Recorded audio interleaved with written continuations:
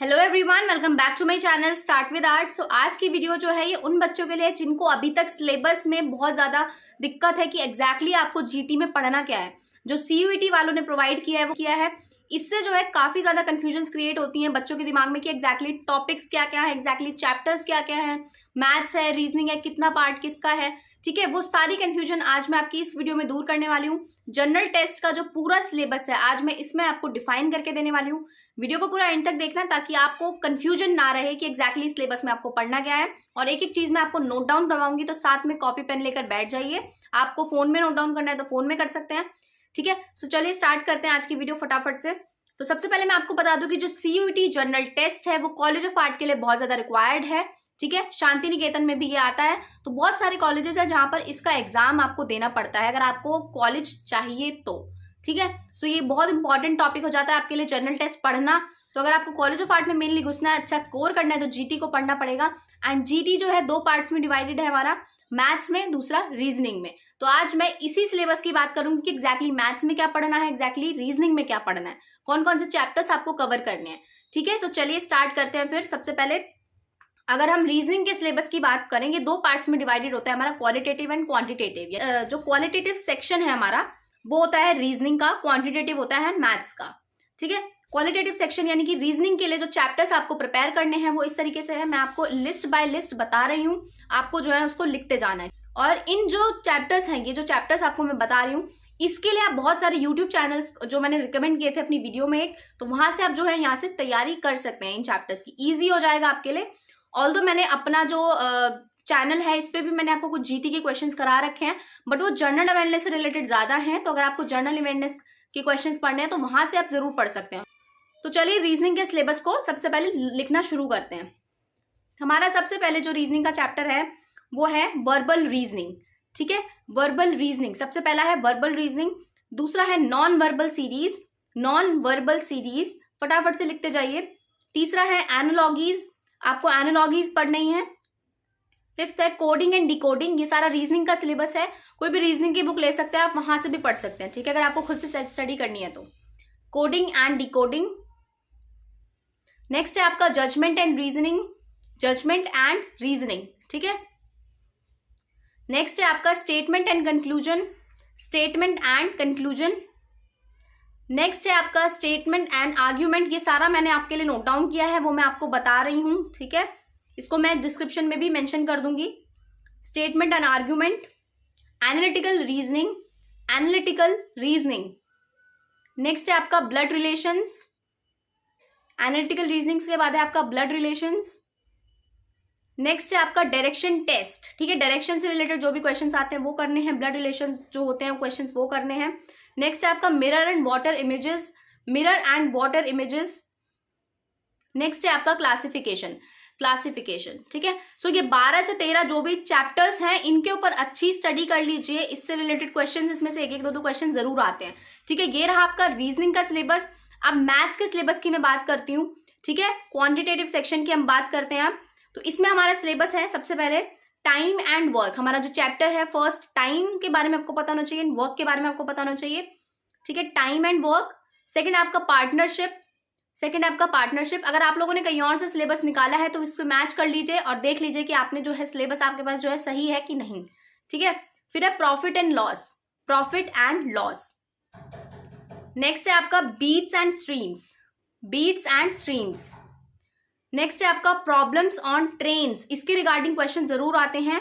इन सारे जो चैप्टर्स में आपको बता रही हूँ एक दो क्वेश्चन जरूर आते हैं। ठीक है, प्रॉब्लम्स ऑन ट्रेन्स। नेक्स्ट है आपका HCF and LCM, HCF and LCM। Next है आपका परसेंटेज। ठीक है, परसेंटेज। उसके बाद है आपका ratio and proportion, ratio and proportion. इसके बाद है आपका ज्योमेट्री। ठीक है, ज्योमेट्री। नेक्स्ट है आपका मेंसुरेशन 2D एंड 3D। ठीक है, मेंसुरेशन 2D एंड 3D।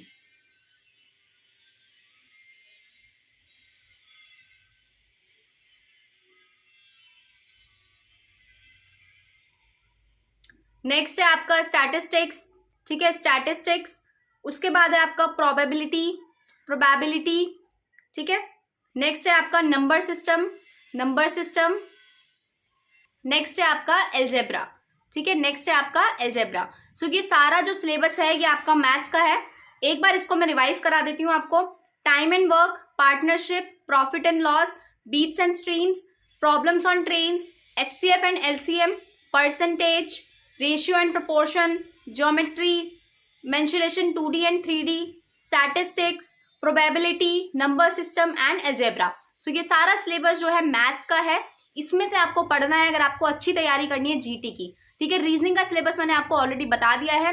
तो ये है आपका जीटी का सिलेबस। इसके अलावा आपको करंट अफेयर्स पढ़ने हैं, जीके के क्वेश्चंस पढ़ने हैं जो कि आर्ट से रिलेटेड हैं थोड़े थोड़े, और आपके नॉर्मल जीके में जो भी क्वेश्चंस आते हैं लाइक नॉर्मल बेसिक टॉपिक्स जो भी होते हैं, ठीक है, वो सारे जो अभी करंटली जो चीजें चल रही हैं वो पढ़नी है, ठीक है। ये रही आपकी जीटी की तैयारी।